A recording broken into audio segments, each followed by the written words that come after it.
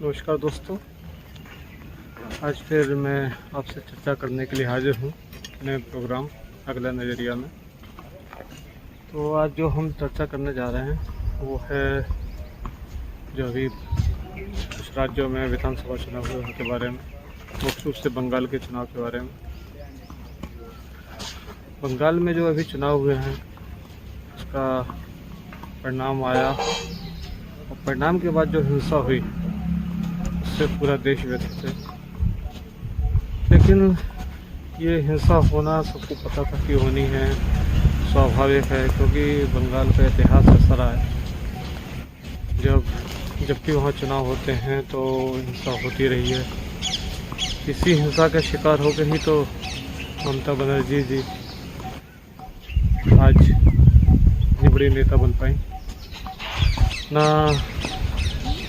जो वहाँ की कम्युनिस्ट पार्टी है अपने शासन के दौरान उनके ऊपर हिंसा करती ना, ये सब ममता बनर्जी जी को इतना आगे आने का मौका मिलता।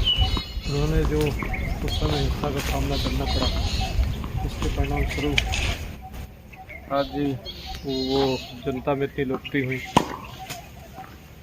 तो बंगाल और हिंसा इसका चोली दामन का साथ रहा है। मेरे बांग्ला मित्रों को बुरा लगेगा लेकिन ये सच है।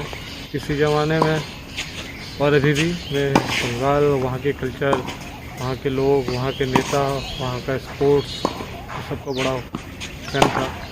लेकिन हमेशा वहाँ की हिंसा और वहाँ की उत्तेजना, इससे मुझे हमेशा से ही कष्ट रहा है। आप देखेंगे कि जब भारत का विभाजन हुआ था तो सबसे ज़्यादा हिंसा बंगाल में ही हुई थी। गांधी जी को बंगाल में ही जाके अपने हिंसा रोकने के लिए प्रयास करने पड़े थे। उसके बाद भी विभिन्न चुनावों में हिंसा होती रही। नक्सल जो आंदोलन था वो भी वहीं से शुरू हुआ है, इसलिए ये तो है वहाँ पे। एक चीज़ और मैं बंगाल के बारे में कहना चाहूँगा कि बंगाल में जो चुनाव का रिजल्ट आया है वो जो विभिन्न तरीके से देखें तो भाजपा के लिए बड़ा दुखदायी रहा।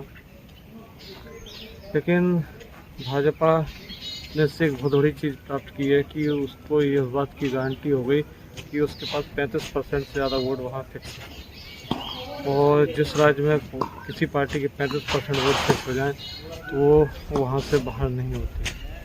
लोकसभा में लगभग 40% वोट मिले थे, इस बार भी 38% वोट मिले हैं। ये तो भाजपा का ट्रैक रिकॉर्ड रहा है। लोकसभा में उससे विधानसभा से हमेशा ज़्यादा वोट मिलते रहा है। ये होता है कि विधानसभा से लोकसभा में भाजपा का परसेंटेज 30% तक बढ़ जाता है, 30% भी बढ़ जाता है। अब दिल्ली में देखेंगे, दिल्ली में जो विधानसभा चुनाव होते हैं कभी भी भाजपा को 40% से ज़्यादा वोट नहीं मिले, लेकिन लोकसभा में 50% ऊपर मिल जाते हैं। मध्य प्रदेश, गुजरात, राजस्थान सब जगह यही चीज़ दोहराई जाती है। अगर यही रिकॉर्ड अब बंगाल में दोहराया गया, बंगाल में अगली बार भाजपा लोकसभा के चुनाव में 35 से 40 सीटें ही ला सकती है। तो यह एक बड़ी ज़बरदस्त स्थिति होने जा रही है और इसीलिए भाजपा से ही अपनी बात को छुपा रही हो या तो उस समय उत्सव नहीं मना पा रही हो। लेकिन सच्चाई यह है कि भाजपा के पास वहाँ पे हमारे बंगाल में एक भविष्य में बहुत अच्छा मौका बन रहा है। तो इस मौके की तलाश में भाजपा है। और लोकसभा में ये तो है ही, ये पिछली बार 18 सीटें ली थी, इस बार ज़्यादा सीटें जो 24 का चुनाव होगा लेके आएगी। कांग्रेस ने और वाम दलों ने वहाँ पे बंगाल में अपने आप को समाप्त सा कर लिया है, इसलिए अब वहाँ पे वाम दलों और कांग्रेस के लिए कोई बहुत ज़्यादा जगह बस्ती नहीं दिख रही है। और ये तो अब आगे क्या होगा ये समय बताएगा। इसके बाद यदि हम बात करें और स्टेट्स में, तो भाजपा की सबसे निराशाजनक स्टेट रहा केरल।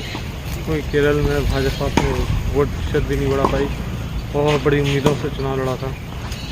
शायद वहाँ पे वाम दलों ने सब कुछ लगभग साफ कर दिया। इतिहास में पहली बार, मतलब कितने समय में पहली बार ऐसा हुआ है कि जो वहाँ की सत्ता है वो एक ही पार्टी के पास फिर से लौट के आई है।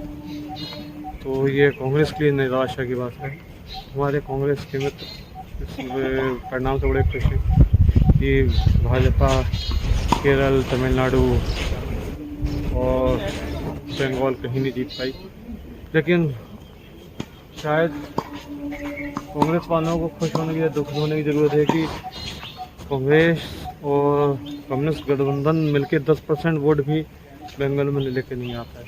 उन्होंने उनके पूरे वोट टीएमसी की तरफ ट्रांसफ़र हो गए, और टीएमसी की तरफ ट्रांसफ़र होने का मतलब है कि बहुत ज़्यादा वोटों का ध्रुवीकरण हुआ है। अब उनके लिए वापसी बहुत मुश्किल होगी अगले चुनावों में। और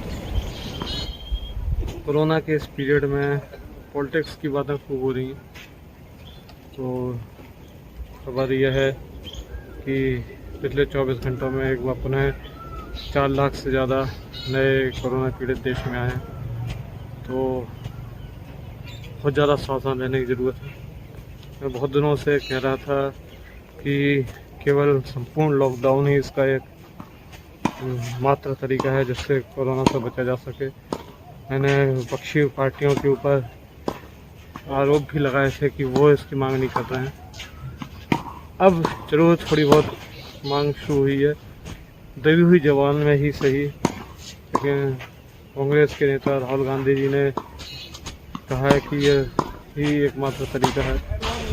अगर ये वाली बात वो पहले करते तो शायद बहुत बेहतर बात होती।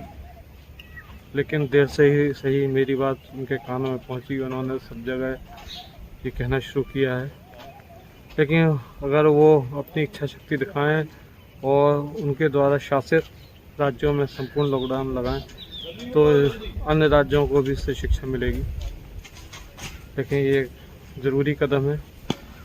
बहुत से अंतर्राष्ट्रीय जानकारों ने भी संपूर्ण लॉकडाउन की बात की है, और जो इस समय नए स्ट्रेन्स आ रहे हैं उसके लिए बहुत ज़रूरी है कि संपूर्ण लॉकडाउन लगाया जाए।